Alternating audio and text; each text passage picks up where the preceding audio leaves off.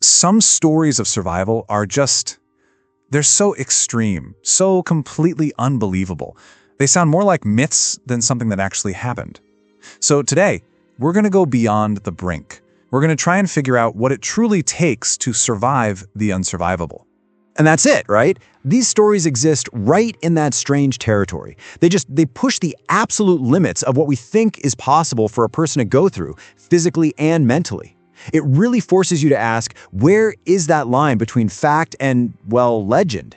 So what is it then? What's the thing that separates the people who make it from those who don't? Is it just pure luck?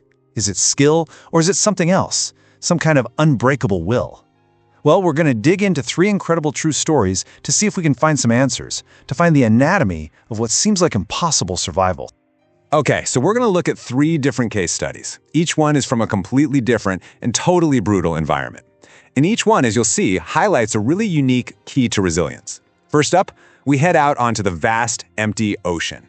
So let me introduce you to Stephen Callahan. Back in 1982, his sailboat sinks right in the middle of the Atlantic.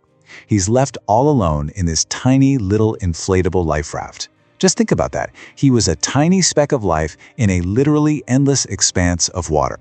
For 76 days. Let that number just sink in for a second. 76 days. That is over 2 months of just crushing isolation. Every single morning, you wake up to the exact same devastatingly empty view. I mean, the psychological toll of that, it's almost impossible for us to even wrap our heads around. And for Callahan, survival wasn't some passive waiting game, It was an active, nonstop fight. He wasn't just enduring it, he was constantly problem solving. I mean, the guy ingeniously built a solar still to make fresh water, one precious drop at a time. He figured out how to fish for food, even while sharks were literally bumping against the bottom of his raft. Can you imagine? A constant, terrifying reminder of just how fragile his whole situation was. Okay, so from the vast emptiness of the ocean, our next story takes us to the total opposite, the dense, unforgiving jungle. It's 1971. A commercial flight over Peru gets hit by a thunderstorm and literally disintegrates in midair. And somehow, a 17-year-old girl named Julian Kopke is the only one who survives. She fell 10,000 feet. That's almost 2 miles, still strapped into her airplane seat, and she lands in the middle of the Amazon jungle. Now, just surviving that fall is a miracle in itself, right?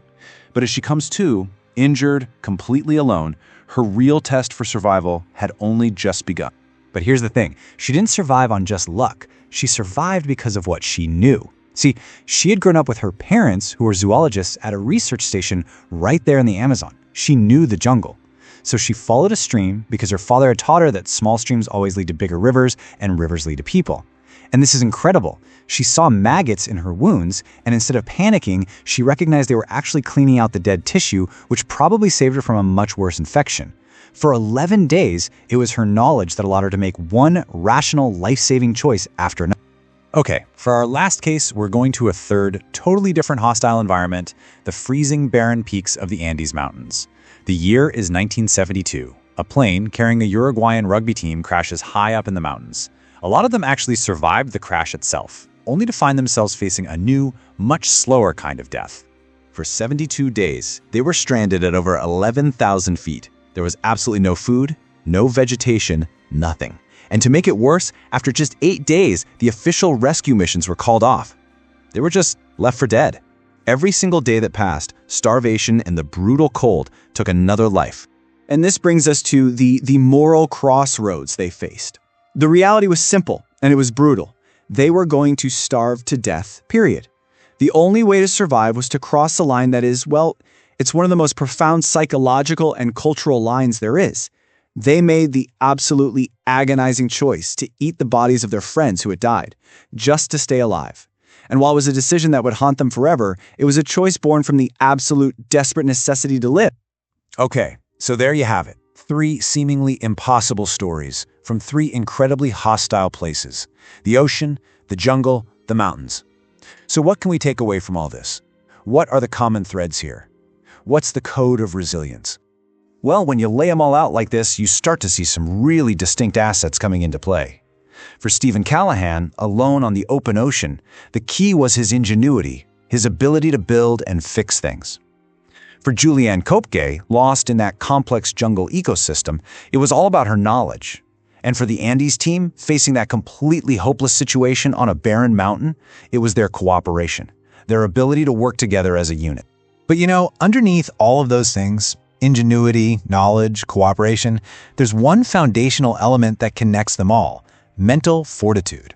This is the psychological tipping point. It's the ability to just resist despair, to make an active choice to keep going, to keep making decisions, when everything and everyone around you is telling you that it's hopeless. And this, more than anything else, really seems to be the one non-negotiable ingredient for survival. So in the end, there's no simple formula, is there? There's no magic recipe.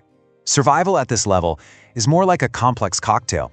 It's a mix of having the right skills at the right time, having the ingenuity to find solutions, and of course, having the mental strength to endure. But, and this is a big one, we absolutely cannot ignore the wild card that's in every single one of these stories: a massive, unquantifiable dose of pure, dumb luck. So what does all of this really tell us about ourselves? Because these aren't just crazy stories to tell around a campfire. They're actually profound revelations about the potential that's hidden deep inside all of us. What these stories prove, when you get right down to it, is that what we think our limits are, well, they're often just ideas we have in our heads. They're preconceptions. Because when you strip everything away, the basic human will to live can fuel the body and the mind to do things that seem completely and utterly impossible. It can push you right through unbelievable pain, fear, and total despair. And that really just leaves us with one final thought. It's easy to look at these survivors and think of them as superhuman, right? Like they're just built differently. But their stories are really a testament to a capacity that lies dormant inside every single one of us. It really makes you wonder, doesn't it? If you were pushed beyond every limit you could possibly imagine, what kind of impossible resilience is just waiting inside of you?